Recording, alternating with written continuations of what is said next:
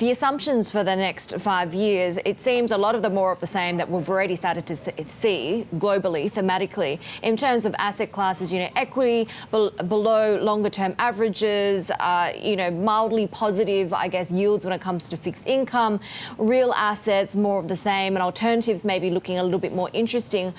Where do you put your money? I mean, if we're still on this search for yield, search for value over the next 5 years, what's looking really good to you? Well, first of all, it's really important not to be too bearish.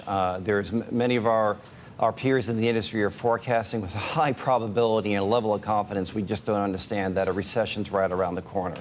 And that's an expensive bet. There's a huge opportunity cost for those investors who think things are going to go wrong, as opposed to the more likely scenario, it's more of the same. So will growth slow down? Absolutely. The two largest economies in the world, China and the U.S., will slow down, but we don't think the base case is that they go into a recession. It's a risk, but nothing more than a risk scenario. So a scenario where the U.S. grows at about 1.7%, which is our forecast for the next 5 years, and yields remain low. We think the Fed will bottom out at about 1% on Fed funds, not zero. We're not forecasting negative rates. Can it happen? Absolutely.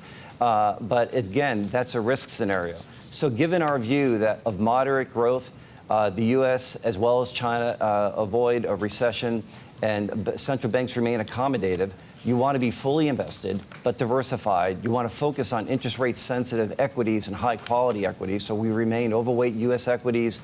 We think our investors should really look at global REITs. You want to think about asset classes and companies that actually benefit from a long period of time from lower rates. And in commercial real estate, it's a levered asset. And if you buy high-quality commercial real estate via REITs, if you're an individual investor, not only do you get the steady income, but you get a business model that actually benefits from a lower rate environment. So these are the things that we're encouraging investors to think about. If we're assuming that some of the plate when it comes to geopolitical tensions gets cleared over the next year or hopefully over the next few months or so, and then we also have the scenario of super accommodative monetary policy pretty much globally, is that upside benefit for emerging markets? Well, we do have this theme of irreconcilable differences, and that's a big impact not just on emerging markets, China, but certainly the U.S. as well. And that's the idea that this tension, this trade tension that is currently taking place between China and the U.S. is not going to disappear. There may be moments of temporary truce, such as what we've seen last week, and investors forget at their peril what the upside of those truces mean for the markets. But we're not going back to where we were pre-President Trump, pre the U.S. reevaluation of the China-U.S. relationship. We think both countries are going through this discovery process of what the new equilibrium is, not just in terms of trade, but in terms of geopolitical relationship. And it's going to take a time for those two countries, those two governments and markets to figure that out. But for now, for the next year or so, we think markets are used to the idea and have found a market equilibrium of ongoing tension. We don't think markets are expecting tariffs to be unwound, but they're probably not expecting things to get any worse. So if they continue as is, it's probably pretty good for investors. What we do worry about is what we call tariff proliferation, that the U.S. starts going after Europe and other major economic blocs on the trade front. That's a risk scenario, though, not our base case. The base case is that markets get used to this ongoing tension. Now, that will lead to lower growth. What was really interesting in your 5-year outlook was that despite the Brexit drama that we continue to see unfold, you put UK equities return outperforming some other countries. Why?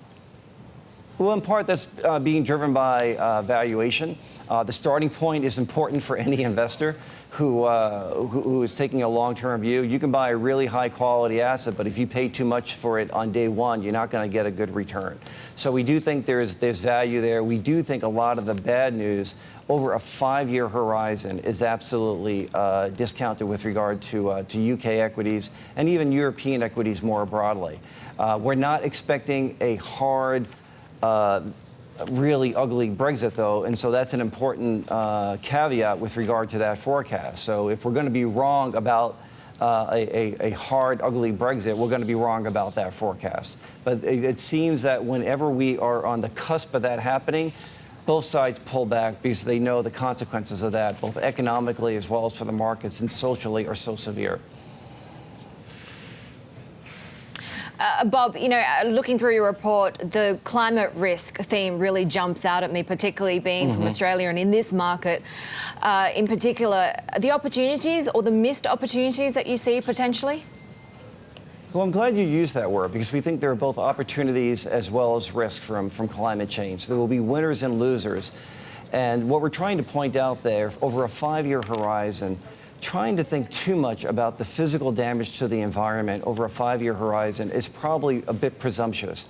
However, what we call transition risk, the policy response in anticipation of longer-term damage to the climate, is absolutely a factor over the next 5 years. So you have to think about the potential continuation of subsidies for electric cars, carbon taxes, pro or anti-energy policies more broadly. But it's also important to highlight with regard to this transition risk, it's not always going to be a one-way street. You have to think about the impact on the politics. Our belief is in a low-growth environment, voters will be as concerned about job security as they are about the long-term consequences of climate damage. And so politicians are going to have to, bob and weave with regard to where they are in the cycle politically. Do they need to focus on job security, or do they need to focus longer term on resolving the issues around climate change? And so the winners and losers won't necessarily be the same over certain periods of time. Right. They're going to vary depending upon where we are in the political cycle.